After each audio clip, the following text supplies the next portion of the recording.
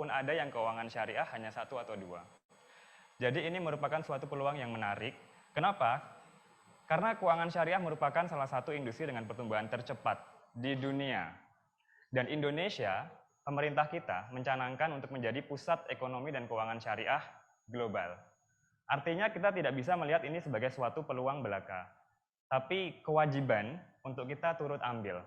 Nah, di sini yang akan saya tunjukkan mewakili Rohos adalah bagaimana keuangan syariah ini bisa terkait nilai-nilainya secara universal dengan pemahaman perubahan iklim atau pembangunan yang ramah lingkungan. Kita akan mulai dari rancang bangun keuangan syariah. Rancang bangun keuangan syariah terdiri atas 3 bagian. Ada fondasi, ada pilar, ada tujuan.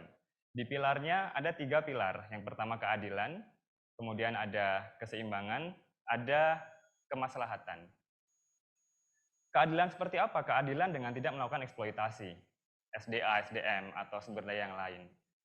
Kemudian juga tidak melakukan tindakan kesewenang-wenangan. Tidak atau menghindari spekulasi yang berlebihan. Keseimbangan yang bagaimana? Keseimbangan antara individu dan sosial. Keseimbangan materi dan spiritual, dunia akhirat, atau bahkan work-life balance, dan bentuk-bentuk yang lain. Lalu kemaslahatan, jelas bahwa kita mengutamakan kepentingan orang banyak.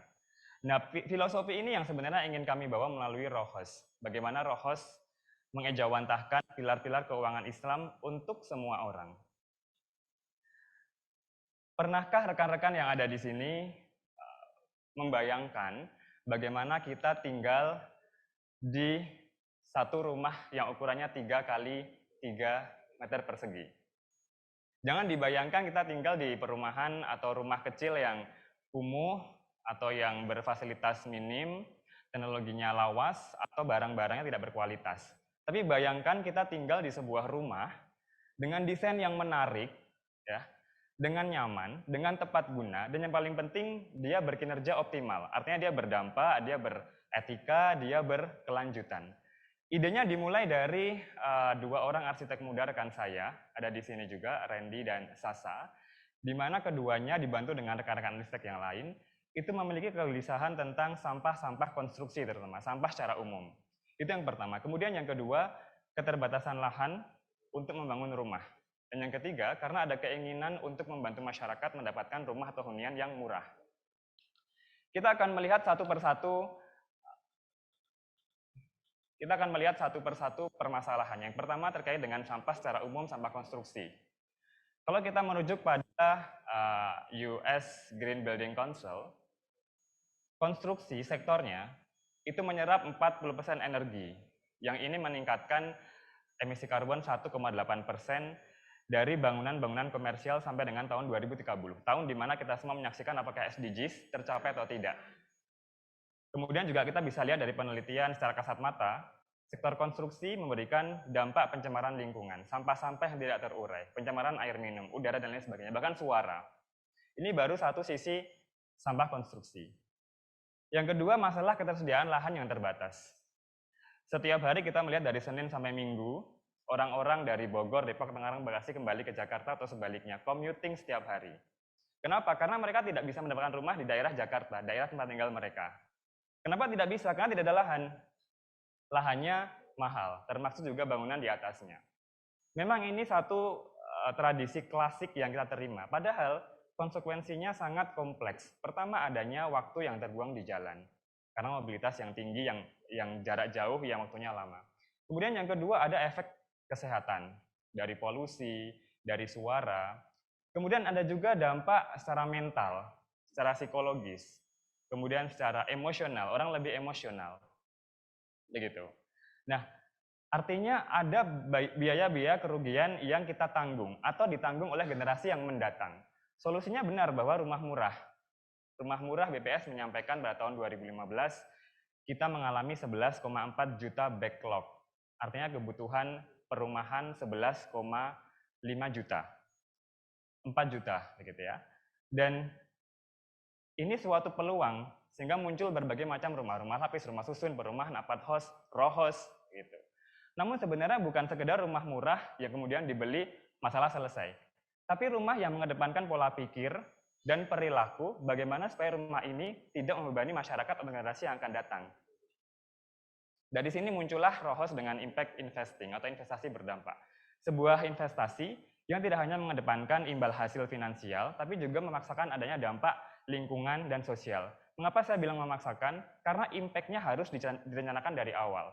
Kalau seandainya investasi itu berdampak ketika di tengah-tengah, tidak sengaja, itu bukan impact investing.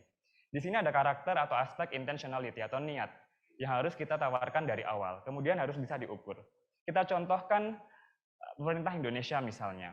Pada tahun 2018 ada sebuah instrumen keuangan syariah yang diterbitkan oleh Kementerian Keuangan, obligasi syariah hijau atau Green Suku, di mana investasi dari secara global digunakan untuk membiayai proyek-proyek yang ramah lingkungan. Contohnya seperti apa proyek-proyek yang masuk dalam proyek ramah lingkungan atau eligible green projects. Ada bangunan hijau, ada pariwisata hijau, pengelolaan sampah, energi terbarukan, dan lain sebagainya. Yang ini ternyata menurunkan sekian juta ton karbon emisi karbon. Dan ini setiap tahunnya dilaporkan. Pendekatan seperti inilah yang coba kami lakukan. Itu kalau di skala global, skala makro. Sekarang coba kita tarik dalam skala yang lebih dekat, dalam konteks kehidupan kita. Di tahun 2019, pemerintah Indonesia juga melalui Kementerian Keuangan menerbitkan Green Suku Retail. Green Suku yang bisa dibeli oleh setiap dari kita dengan harga yang sangat minimal, 1 juta rupiah saja. Dengan 1 juta rupiah, kita berkontribusi menurunkan 2 ton emisi. Yang ini setara dengan kita bolak-balik Jakarta-Bandung 56 kali. Atau kita menanam pohon manggis 200 buah senilai 4 jutaan. Begitu. Dan ternyata yang menarik adalah, yang membeli Green Suku Retail ini, 50%-nya itu adalah milenial.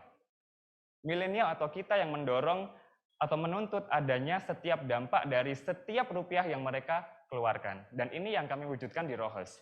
Seperti apa praktiknya? Kita bisa melihat pendekatan minimalis. ROHOS dengan ukuran 9 meter persegi, kita artinya memaksimalkan ruang yang kita butuhkan saja, sehingga kita fokus pada hal yang esensial dalam hidup. Kemudian kita meminimalkan cara pembangunan yang menghasilkan sampah konstruksi. Dengan cara apa? Dengan cara prefabrikasi. Artinya elemen atau komponen dari rumah ini sudah ada sebelumnya, tinggal dirakit. Dan dengan merakit ini hanya dibutuhkan waktu 1-2 minggu. Ini menjawab tantangan ketika terjadi bencana alam. Menurut Bank Dunia, 20 tahun terakhir terjadi 24.000 bencana alam. Dan akibatnya 37 juta orang atau penduduk kehilangan rumah.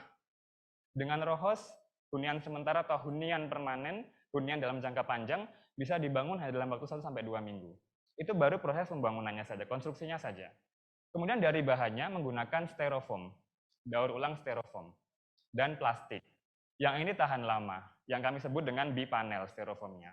Lalu juga ada struktur tahan gempa, tahan api, kemudian juga ada proses filterisasi air sehingga siap minum, ada sistem air tanda hujan, karena kita di iklim tropis yang curah hujannya tinggi. Kemudian ada juga proses pengolahan air supaya limbah domestik tidak mencemari lingkungan. Plus dengan desain yang menarik, memaksimalkan pencahayaan alami, penghawaan alami, penjagaan suhu dalam ruangan yang alami. Kalau kita kalkulasi ini, tentu kita melihat dampaknya. Pertama, kita coba antara konversi ketika kita membangun rumah 9 meter persegi dengan bata merah, kita akan menghasilkan emisi karbon 2,3 ton. Sekitar 2,3 ton. Dengan bipanel ROHOS, kita menghindari 2,3 ton. Yang ini sama, lagi-lagi analoginya sama dengan menanam 190-an pohon mangrove senilai 4,8 juta. Artinya apa? 5 juta kita hemat. Itu baru dari biaya penggunaan bipanel menggantikan bata merah. Lalu dari air, kita menghemat 3 juta per tahunnya. Belum dari energi yang dikonsumsi lebih rendah menggunakan pencahayaan alami, penghawaan alami, pengaturan suhu yang juga alami.